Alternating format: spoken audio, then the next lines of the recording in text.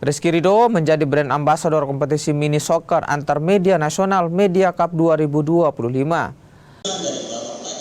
Kompetisi mini soccer antar media nasional Media Cup 2025 kembali diselenggarakan di Cilandak, Jakarta Selatan 28 sampai 30 Oktober 2025 mendatang.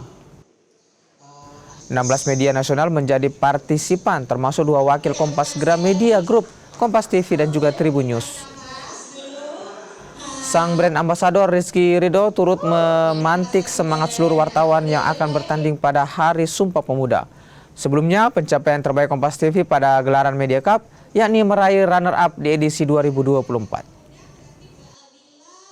Ini menjadi hajatan bagi para wartawan tentunya dan teman-teman media di kompetisi seperti ini, biar merasakan juga apa yang kita rasakan sensasinya di lapangan, dan ya sangat senang dan sangat bersyukur untuk mendapatkan kesempatan ini.